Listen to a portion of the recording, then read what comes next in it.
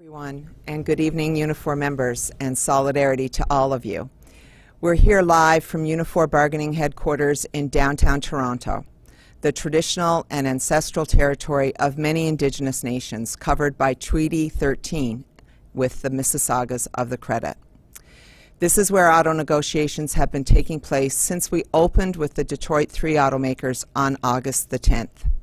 Thank you for joining us from wherever you are in Canada tonight for this update on Auto Talks 2023, the ongoing round of negotiations to secure a fair contract for our 18,000 auto workers here in Canada. I've got a great team with me here tonight, so let me start by introducing them. John Dagnolo, who is the rank-and-file elected chair of the union's Ford Master Bargaining Committee. Welcome, John. Thank you. Mark Brennan, who is the rank-and-file elected vice chair of the committee. Welcome, Mark. Shane Wark, who is the assistant to the national officers responsible for Unifor's auto sector collective bargaining, including heading up this very historic round. Welcome, Shane. And no pressure there. Finally, Dino Chiodo, who is Unifor's auto sector director, who has been doing a great job, including supporting our subcommittee tables. Welcome, Dino. With us as well is an entire team of elected workplace representatives from Locals 707 in Oakville, Locals 200 and 240 in Windsor, Locals 584 and 1324 in Paris, Castleman and Bramalea, and Local 1087 in Leduc, Alberta. These folks, along with our team of national research, pensions and benefits, health and safety, skilled trades, and communications staff are working hard to negotiate a pattern-setting collective agreement with Ford Motor Company that our members can be very proud of. This doesn't get said enough, but I thank them for their dedication, perseverance, and hard work. As you all know, every set of contract negotiations happens in its own unique context. This round of auto bargaining is no different. Today, Canadians are facing an affordability crisis, a crisis made worse by rapid interest rate hikes by the Bank of Canada. We know workers everywhere are struggling. So when you consider on top of that record profits and CEO pay, it's no wonder that working people are organizing, joining unions, and fighting for stronger working conditions everywhere across this country.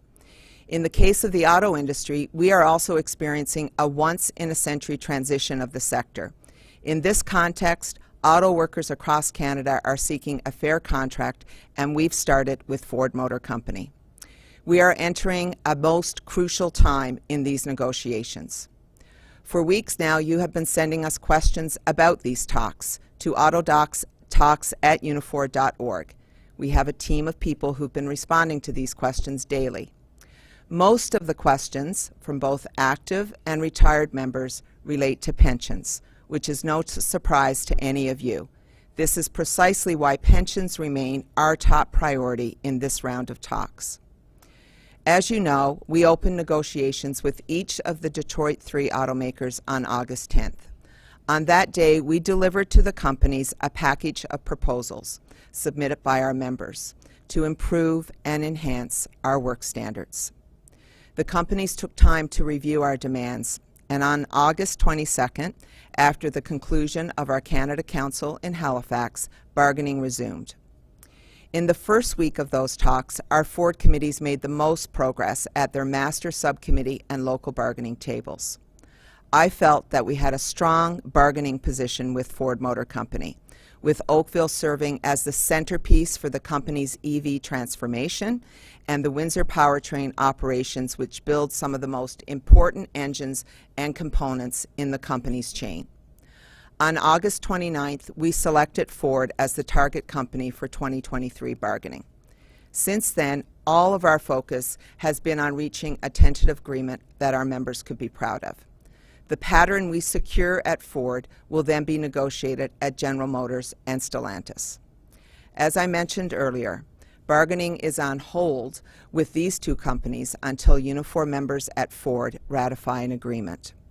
If I was to summarize the status of talks with Ford right now, I would say things are moving, but we are certainly not there yet. Our master subcommittees continue to make solid progress. Subcommittee tables include skilled trades, pensions, benefits, equity, training, health and safety, production standards, and office and technical. Our local tables continue to stand firm on their demands, and I want to thank all the chairs and committees for their great work to date. Look, we have been crystal clear to all three companies. We told them we expected them to come to the table with an offer that reflects the value of our members and their employees. Yes, we are having constructive dialogue, and we are making progress in certain areas. But I want you to know, we are meeting resistance from Ford on priority issues for our members. And I want to be clear about that. To date, we have received 2 economic offers from Ford Motor Company, and we have rejected both. That should tell you that those offers did not come close to meeting our expectations. Talks have by no means stalled, and we have several days before our deadline of 11:59 p.m. on Monday, September 18th. We remain completely focused on delivering on 4 core economic pillars: pension improvements, wage package improvements, including the progression grid, EV transition supports, and of course investments. Many of your frequently asked questions deal with these 4 core priorities, and we will get to those questions in a couple of minutes. You should know that we continue to meet with company officials at the Master Economic Table on a daily basis. Some of you have asked if we will publicly release the first offers. The short answer to that is no. The decision not to bargain publicly by releasing offers is a strategic one on our part, supported by our entire bargaining committee. In any round of contract talks, as you know, there are many offers passed back and forth, with details of those offers constantly changing. That is bargaining. One offer might not look like the next. And without the added context of actually participating in these constant negotiations, there can be misunderstanding and confusion that can harm the process.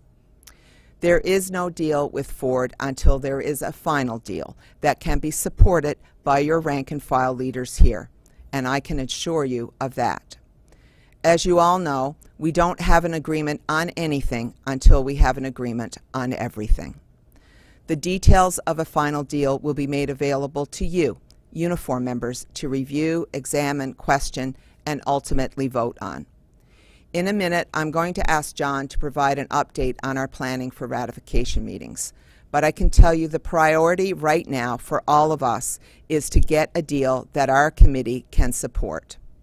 This is why you elected them, and I can tell you they feel the weight of your expectations every minute, and they're doing a hell of a job here to meet them. I also want to take this opportunity to address what's happening south of the border in the United States. Our sisters and brothers in the UAW have been negotiating collective agreements with the Detroit Three at the same time as we've been negotiating ours. This hasn't happened since 1999. As with most things, the outsized influence of American media here in Canada can create some confusion. I want to be clear with our members on a few things. We are negotiating our own contracts here in Canada. Our contracts are for Canadian auto workers, for our members, for Unifor members. Unifor and the UAW are different trade union organizations with obligations to different groups of workers. Our unions have a proud and shared history that dates back more than 80 years. Since 1985, though, we've charted our own course here in Canada, and that has benefited our members greatly. We are still charting our own course today. There are some very important differences in our contracts, including pay rates, work classifications, work standards, job security, income security, and many others. There are also fundamental differences between our countries, including our access to universal public health care. There are also different challenges for the UAW, with lower wages and weaker labor laws in a growing segment of auto production in many right-to-work states. All of this accounts to completely different political, social, and economic context for our members, as well as differences in our collective agreements, including expiry dates. Tonight at 11:59 p.m. Eastern Time, UAW's collective agreements covering U.S. auto workers at Ford, Stellantis, and General Motors will expire. What this means is that by midnight tonight, UAW members at the Detroit 3 automakers will be in a legal strike position. Whether the union chooses to exercise this right to strike is a strategic decision that only the UAW leadership can make. We are, of course, watching these developments carefully, and I'll make sure, as I'm sure most of you are as well. I want you to know that I've been in touch with UAW President Shawn Payne on behalf of our union, wishing him and the UAW Master Bargaining teams well and sending them our support and solidarity, whatever they choose to do at midnight tonight. Some of you have been asking us questions, such as, how will a strike by our members and brothers in the United States impact you? What does it mean for our Canadian negotiations? Will it impact our September 18th strike deadline with Ford Motor Company? For us, our collective agreement with Ford expires on Monday, as I've said, September 18th at 11:59 p.m. That is 4 days later than the UAW contracts. What this means is that we will not be in a legal strike position at Ford Motor Company until at least this time, regardless of what happens in the United States. A reminder, though, to our members with GM and Stellantis, negotiations with those companies are on hold until we reach a ratified agreement with Ford Motor Company. As you know, because the Canadian and U.S. auto industries are so integrated, the UAW labor dispute, if there is one, will impact some or all of our Canadian facilities. We don't know yet, though, what the extent of that impact will be until and if a labor dispute occurs. Our team here will be assessing this situation by the hour. We will have further and regular updates, so please stay tuned to autotalks.ca. Our plan, as it stands, is to continue bargaining with the Ford Motor Company toward our own contract expiry. And yes, just in case it needs to be clarified, Unifor members should continue to report for their regularly scheduled shifts. I think it goes without saying that we are in unprecedented times. The auto industry is undergoing a historic transformation with significant impacts on our jobs, our skills, and the entire supply chain. Thanks to the work of our union and to all of our hardworking members, Canada is well positioned to grow our auto sector, creating new jobs for generations to come. We have not had this type of opportunity in decades, and it's a very good position to be in. But there's a lot of change happening. We must ensure that this transition works for us with good unionized jobs and secure work for all auto workers in Canada. I believe we can do this because at the same time as this is happening, our employers are reporting historic profits and soaring executive pay. The companies continue to rake in money hand over fist at a time when Canadian auto workers, active and retired, are facing the most difficult affordability crisis in a generation. There is a lot at stake in these talks for everyone. None of that is lost on me, on our team, or the Master Bargaining Committee. These are the discussions we are having every single minute of the day. But I am confident in our team to get this job done for the benefit of all of our members. And I know that you are with us because that is how we win, together. So with that said, I want to pass the floor to Master Bargaining Committee Chair John Dagnello to say a few words. Thanks, Lana. I do want to echo what you said earlier. I've been so impressed with the hard work being done by our Master Committee sub-tables and our local tables. They understand what's at stake. They are pushing hard on your demands. They continue to work day and night on your behalf. There's a lot of mutual respect between our units. Without this, we lose.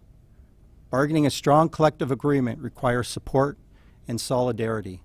Between the Windsor sites and Oakville Assembly, our Leduc, Paris, and Castleman depots, and our office and technical units, I want to recognize Mark, Shane, Dino, Angelo's, and other. And every day I'm thankful that we have Sister Lana Payne on our side. Thank you, Lana, for your leadership. I really appreciate. Lana's right when she says that things are just not there yet. We didn't think that negotiations would be easy. They are never easy, not when you're dealing with a company the size of Ford Motor Company. We've been very clear with them right from the beginning. These are exceptional times, and our members are looking for an exceptional deal. Our goal is to ensure that all members benefit from what we negotiate, that no one is left behind. Our members built this industry to be the hallmark manufacturing sector in this country. Our members are also ready to build the industry of the future. You deserve the best agreement possible, and there's a lot of work still to do to get us to the tentative agreement with Ford Motor Company before Monday night. I'm hopeful that we will get there, but we have to plan and be ready for every possible scenario. We'll be sure to keep everyone posted all throughout the weekend. Now we're having this online session this evening to update you on the state of talks here in Toronto, as Lana has done. But we also want to take time to answer some of the questions we've been receiving from you. I want to take a minute and update folks on planning for contract ratification. This is one of the questions we receive quite often from members. Even though we do not yet have a tentative agreement in place with Ford Motor Company, it's important that we are prepared and ready to run accessible and informative meetings within days of an agreement being struck. What I can tell you at this point is that all local unions are looking to make arrangements that ensure maximum membership participation. We will make sure that everyone is able to cast an informed vote. Details of the ratification are not yet final. As soon as are we able to outline our plans for Ford Motor Company, we will circulate that information so you can be prepared. In the meantime, our priority focus is to get a deal done, one that meets our objectives and priorities, and one that you, the members, can stand behind. With that, I'm going to pass things back to Lana. Lana? Great. Thanks, John. And I want to remind the few Ford members who have not sent in their email address yet that you can and should do that, so get your email addresses into us as soon as possible. So what I'd like to do is take some time here with those on the bargaining team to address some of the most frequently asked questions that we've received through our email. We've been answering every question emailed to us directly, but we want to be able to make sure that all of our members hear the types of questions we've been getting. I strongly encourage folks to keep sending us questions, as many of you have been doing, as well as your workplace solidarity photos. If you don't hear your question raised in this session, please know that we will respond directly by email. As I mentioned in my opening remarks, pensions account for the vast majority of the questions and comments we've received from members and retirees. No one should be surprised by that. I also got that message loud and clear when I visited all of you at your auto plants leading into this round of bargaining. Retirement security is our #1 issue in this round of talks. Shane Wark is going to go through some of your questions and just how serious we are with respect to pension improvements right now. Shane, over to you. Thank you, Lana. And greetings, Unifor members. I'm going to take a few minutes to discuss the issues of pensions here in collective bargaining. Let everybody know we received many emails about pensions. I will say this, most asking the same or similar things but in different ways. So I'm going to summarize it like this. Generally, 2 questions. Is Unifor continuing to prioritize pensions in this round of bargaining? And is Unifor still demanding pension improvements for both active and retired members? And the answer is yes and yes. Now let me explain a bit about where we're at on the pension issue. So first, based on proposal surveys we received from Unifor members, your bargaining committee developed a comprehensive set of demands seeking improvements to all pension programs. That's the DB, the hybrid, and the DC. These bargaining demands covered both active and retired members. And I want to update our members by saying all of these demands remain on the bargaining table. After weeks of bargaining to demonstrate to Ford Motor Company the importance of pensions, we have not withdrawn or altered any of our demands to improve our pension programs. The Economic Review Committee, or the Master Economic Committee, often referred to, leads the discussion on pensions. And for the information of our members, this Economic Review Committee is supported by 3 members from Unifor's National Pension Department. The Economic Review Committee is also supported by our Pension Subcommittee.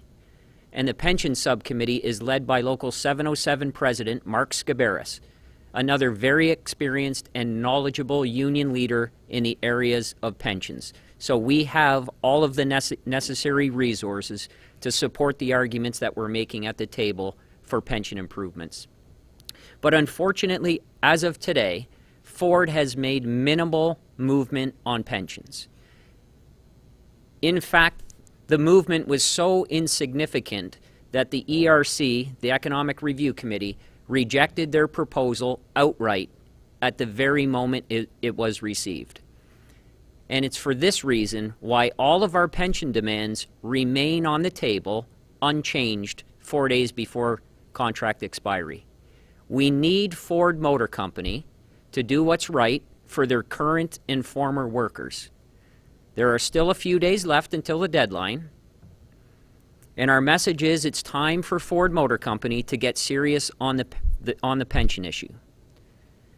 Now, in closing, I want our Ford members and our members across the Detroit 3 to know the entire Unifor Ford Master Bargaining Committee and national staff are working incredibly hard to bring back a strong settlement. I'm very proud of the work they are doing and will continue to do in each day of these negotiations. And I'm sure you are proud of them as well, and I know they appreciate the support that you're sending them. And on behalf of your bargaining committee, I want to reaffirm to Unifor members our commitment to do everything we can to achieve pension improvements in 2023 bargaining. Now I'll turn it back to our National President, Lana Payne. Thank you. Great. Thanks, Shane.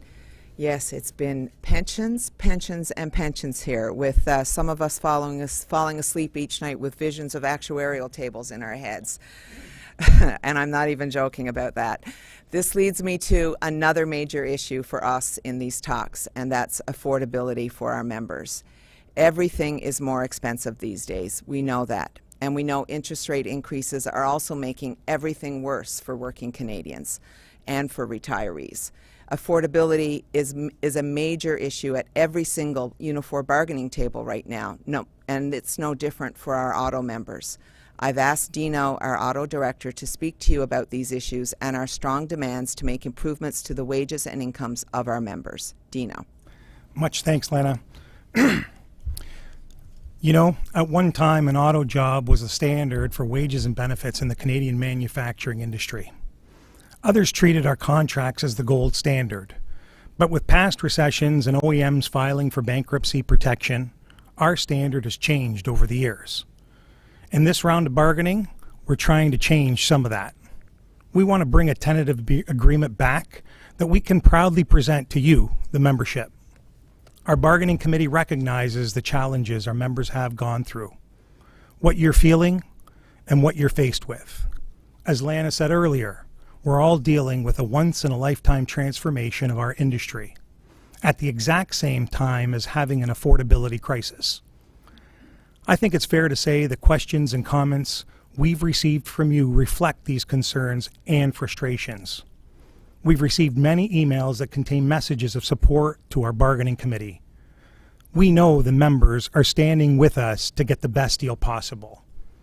For that, I, along with the colleagues here at the table and the bargaining committee, want to thank you for all of your support.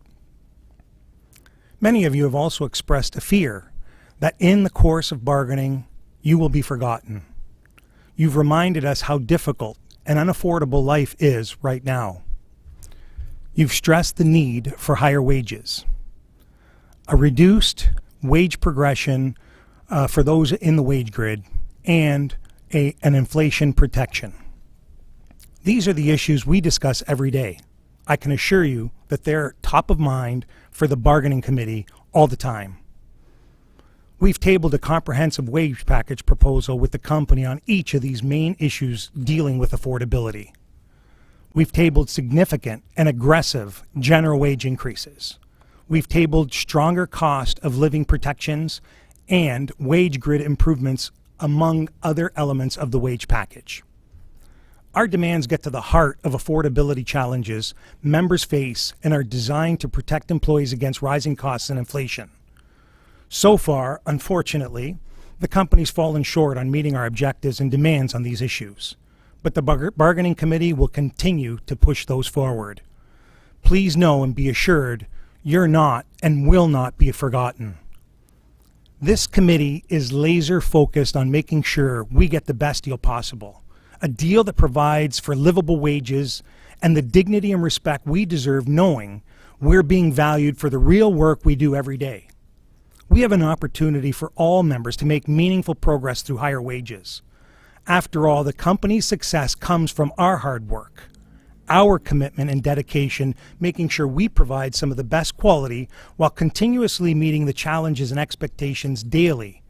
So as expressed, we will keep pushing these demands forward on your behalf. Thank you.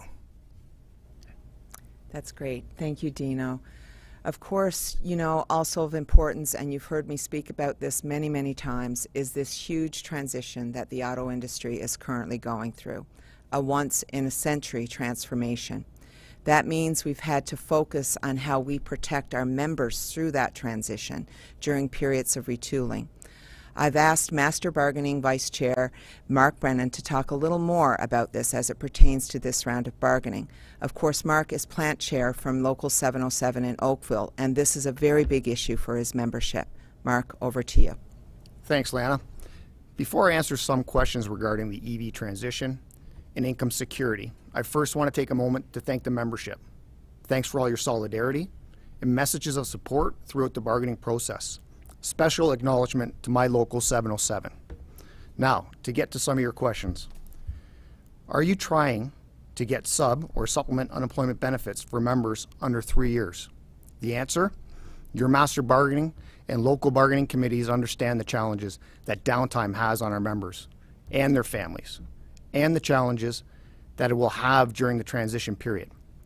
As part of our overall income maintenance proposal, we are seeking improvements to the sub-plan among a package of other income security provisions for members that includes, but is not limited to, reducing the time to qualify for the benefits. It is a priority for this bargaining committee that our members have the proper income support while our industry goes through an historic transformation. A follow-up question. How long is the retool going to take at Oakville, and what is being done to help me financially during the downtime? I want to make one thing very clear. We are not renegotiating the commitments made in 2020 bargaining regarding the $1.8 billion investment to transition Oakville to a battery electric assembly plant. However, by negotiating a 3-year agreement in 2020, it gave us an opportunity to negotiate more time prior to the retool. As Lana said, when she made the decision to select Ford Motor Company as a target, we have some unfinished business with the Ford Motor Company. Ensuring that we improve our income security program for our members is part of that unfinished business.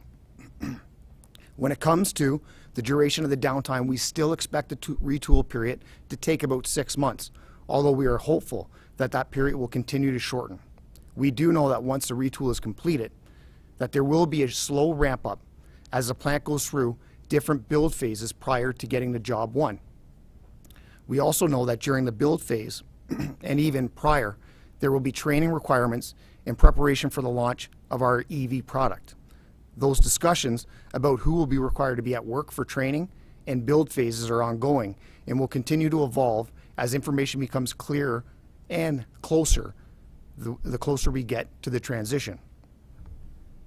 To answer the second question, the proposal we tabled around income security and continue to discuss was created with the input from our members at our amendment meetings we had earlier this year and through discussions with other Unifor locals that have been through the EV transition or will be going through the EV transition.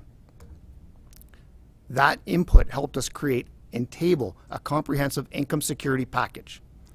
The package that we have proposed covers many key areas in our agreement, including, but is not limited to, sub-benefits and how members qualify for sub-benefits, IMP, special considerations for income maintenance during retooling, as well as special consideration for members' benefits during the retooling, including things like pension protection, vacation entitlement, and others. Without a doubt, we have a lot of challenges ahead of us to ensure that our members and their families have the support they need during the pending downtime.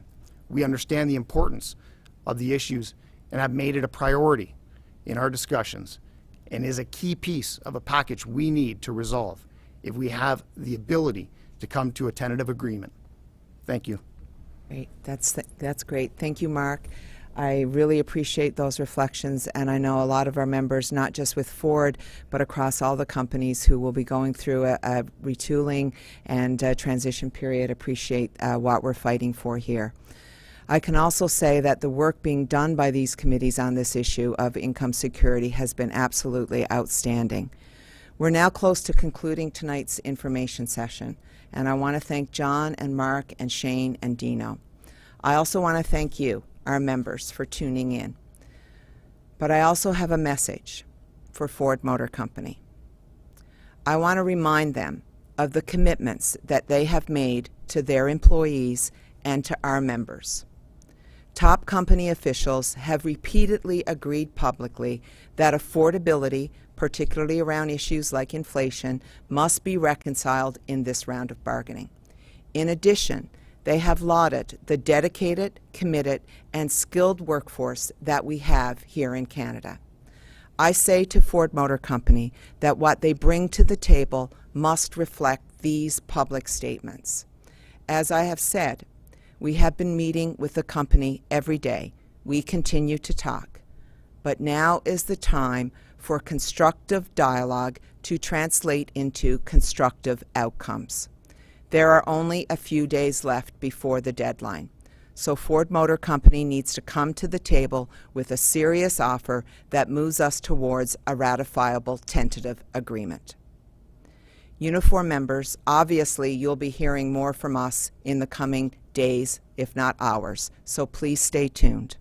Please continue our autotalks.ca and keep sending in your questions and your workplace photos and messages of solidarity. We've been getting a number of these from our locals, as I've said, and we love seeing them. I know I speak for every member of the committee here when I say that we're feeling the solidarity from both our active and retired members. Stay strong, Unifor, and stay tuned. Have a great rest of your night. Solidarity from all of us here.